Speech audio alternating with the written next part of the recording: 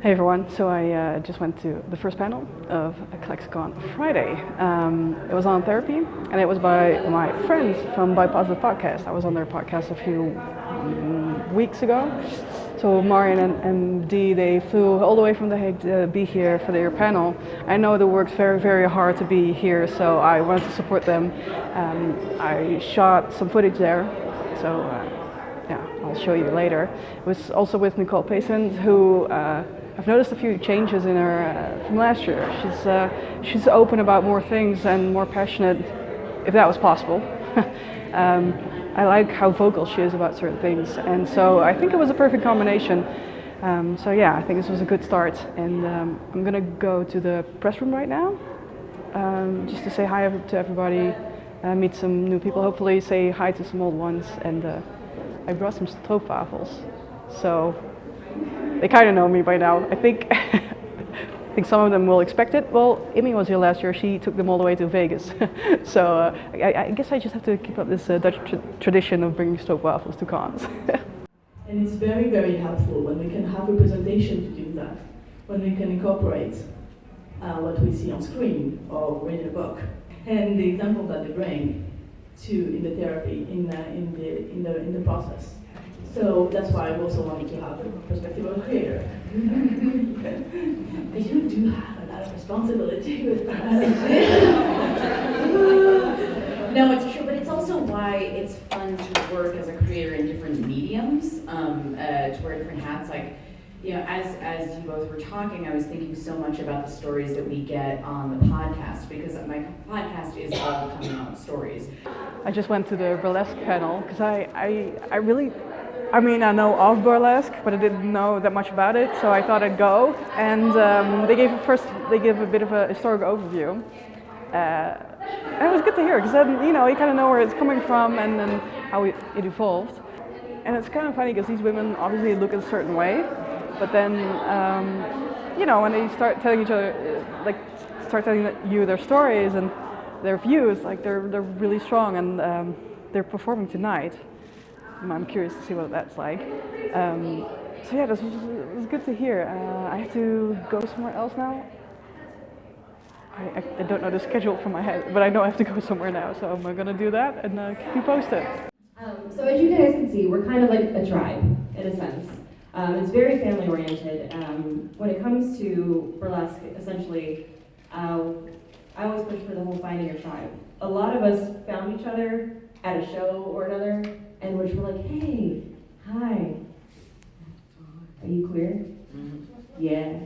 So essentially, with us, it's the finding your tribe, and we're here because we were talking about the importance of queer representation in burlesque. And I think a lot of people, when they look at burlesque, they see it as a very heteronormative thing, and in reality, it's not. We're all a bunch of weirdos. It's like female sexuality is unfortunately viewed as a product for cis-het males in so many cases. So that's something that we are subverting and are continuously subverting as part of our work.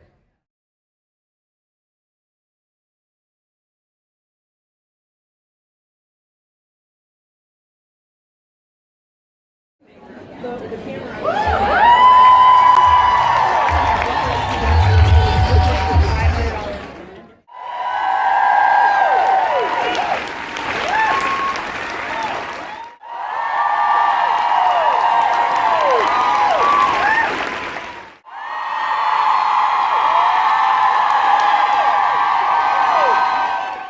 She's incredible. I want to be here when I grow up. So it feels like such a dream. And then to also play someone who then means so much to people. Because how many characters are there on TV that you're like, I could do without it? Okay, well, first of all, I want to say that this is my first ClexaCon. I'm living for it. It has been so much fun, and I'm very happy to be here. To answer the question that was asked of me, I mean, honestly, playing Sid has been the experience of a lifetime. Playing a non-binary person that's not, something that I take lightly. I did do research. Tell us about about your research. Yes, many databases and articles. And the episode To Zur with Love was a great, it's one of my favorite episodes. It's also the first episode I was in. So I go, oh yeah, it's one of my favorites. Like, yeah, I'm sure. You know, to have your first lady loving scene in season 3. We need to know. Terrifying. Feel like you're gonna go. We blacked out the whole experience. We don't even remember what we're talking about. That one scene, you know? It's like... The one scene, you know? Do you know the one that we're talking about? But I think what's so amazing about that scene is just the reaction of we can do whatever you want when you're ready, or we don't have to do anything at all if that's what you want. I've never seen that ever on a show. Someone saying we don't ever have to even do anything, and I think that's pretty amazing.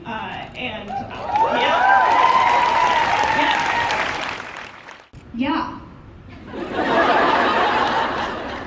It was rough for me personally. It was really hard.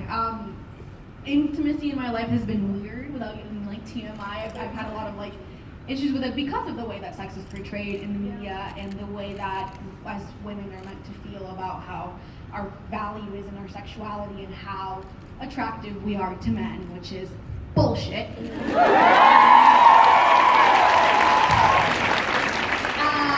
But we know that rationally. However, when you are taught from the moment you are born that that's not the case, and I can't speak for other cultures, but especially in the Latinx culture, your value is in how you look and how it's just awful.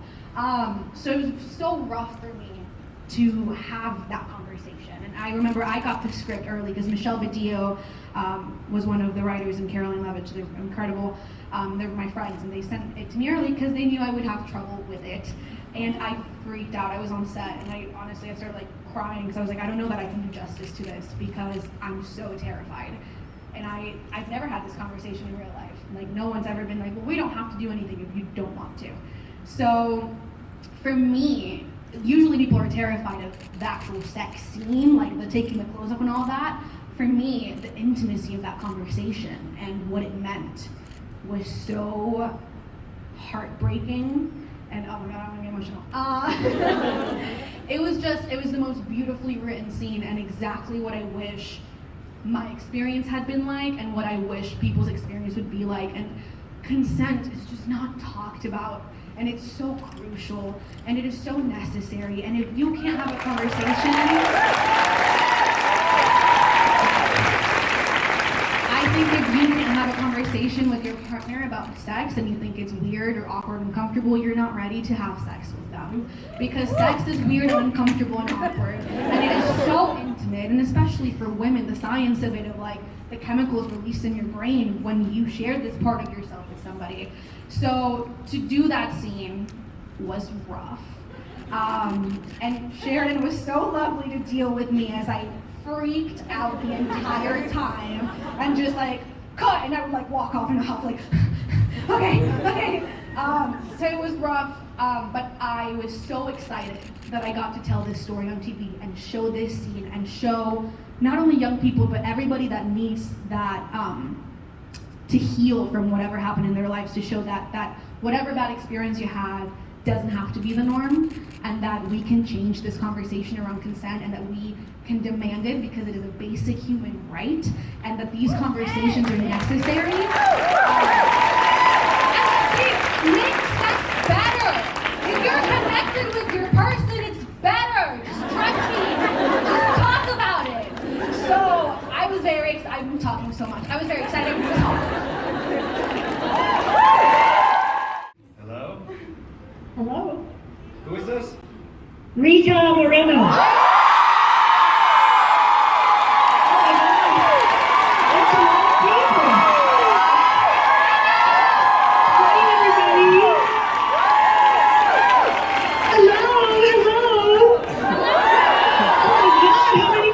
How many people are there, Brent? There, 5. 2,000. Oh my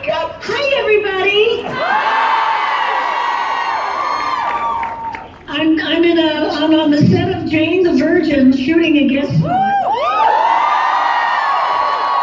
And I'm doing their very final episode. You know, they're finally, there's no more of it after this. But Brent asked me if I would call, and I said, gee, I'm going to try, but you know, I don't know when they're going to be using me and all that. But it turns out that I'm seeing you, and I'm not seeing you, but I'm hearing you. Oh, that's great. What can I tell you? We are so thrilled to hear from you, Rita. So we have some fans out there. Oh boy. That is so fabulous. How lovely. What is this? Is this a symposium of some kind? Well, I'm sitting next to Isabella and also... Who's that? Oh, you mean that little gay bitch?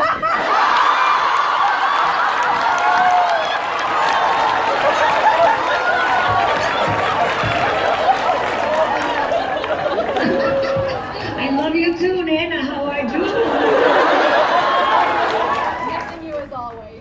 Oh boy, it's just lovely to hear you, even if it's on the phone. Wow. So what's this about? What am I doing here? You're pleasing 2,000 fans.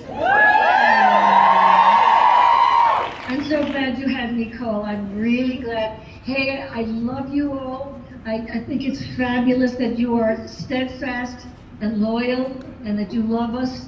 We have earned it.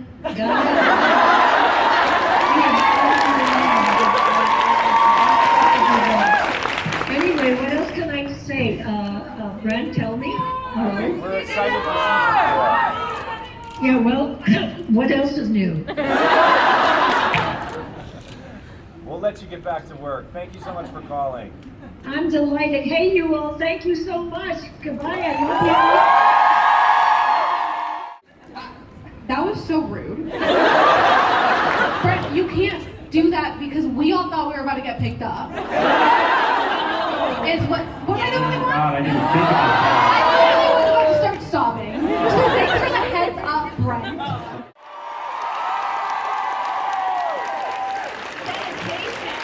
Do you want to come up to ask this question? Yes!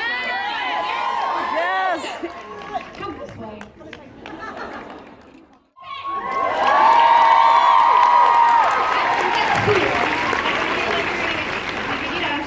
Right here. We're moving furniture. So my question was for Sheridan. My chair for you.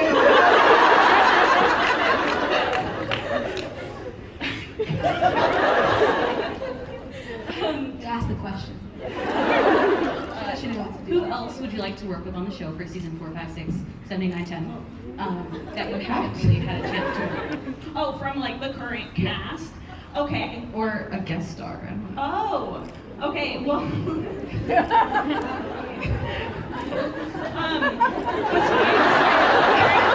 You stay here, up here, because this is amazing and took a lot of hot glue, probably. I don't know.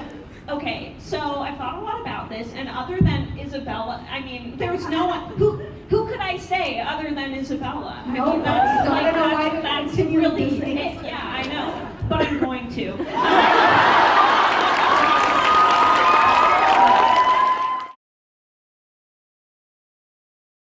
We are waiting on the Avalanche panel, and things have been crazy since I've last talked to you because I went to the press room. No, wait, One Day at a Time panel was first, and it was amazing. I can't believe I haven't talked about it yet. It was amazing. I'm kind of in a hurry right now because I don't know if it starts soon. But then I went to the press room and Havilland was coming, and it was just, I think, 3 of us in there interviewing. And immediately afterwards was the Carmilla one, and my phone kind of didn't want to record. So I was kind of shaking, but I restarted my phone, and then I was able to record anyway. And now it's Avalanche. Did I pronounce that? No, I don't. Do I pronounce that correctly? Probably not. That's actually the first time I said it out loud, so Is it Avalance? Avalance? I'll hear it in this panel soon enough, I think. Okay, one day at a time. Amazing. We got a fun phone call from Rita. Everybody got scared. It's like, this is a renewal for season 4, but then it wasn't. So everybody was like, oh no, but then it was Rita. So it was really cool. Okay, I feel awkward vlogging here, so I'm just gonna go, because I'm right here, like I'm sitting in front of the screen in the main panel hall, and it's about to start, so I'm gonna stop. Okay.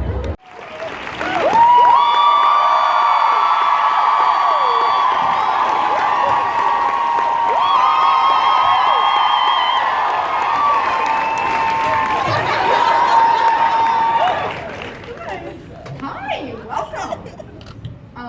I love that you have Bebo. That was really R-rated, and Bebo was like, he was trying to close his eyes and they're too big.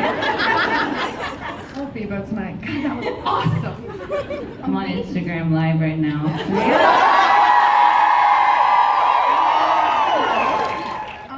Every time we get the scripts, we're always like, what is happening? They're like, what? They're like, yeah, this one you become singing puppets. It's They're like, okay. Because I shadowed the episode that's coming, I shadowed the director, so I wasn't in it, but I was behind the scenes, so we kept finding the puppets in this box everywhere, and I bring it out often and make out with yours. I don't know. I don't want you to have it, actually, because it's like my other you. You can have it. Yes! Have you guys had a favorite Avalance scene this season? That you can talk about? Definitely the tango. Oh my God, my birthday!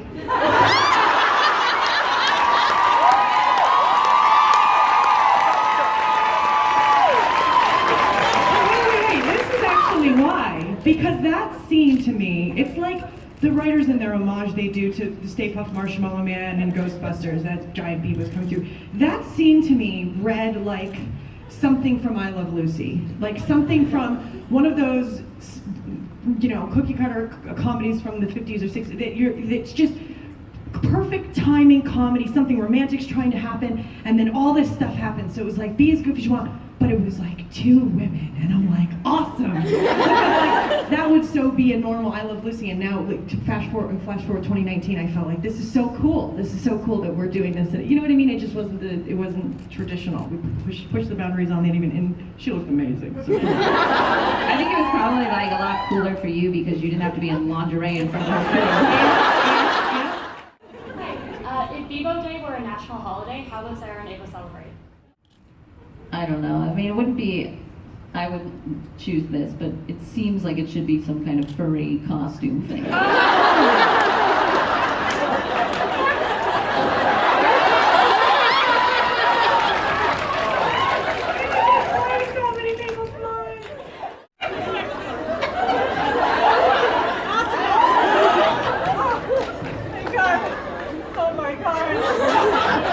She hates it when I say the C word.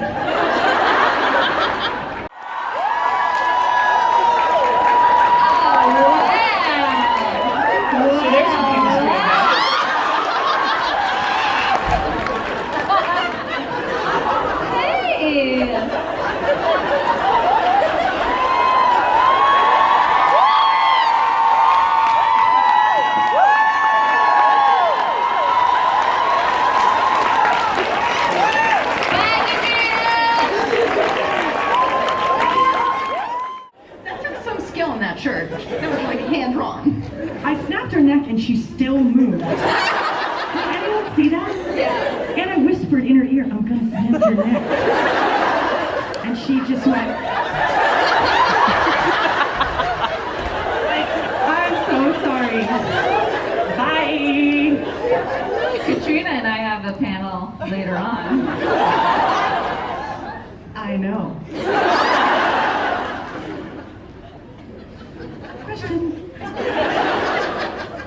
I guess I'm good.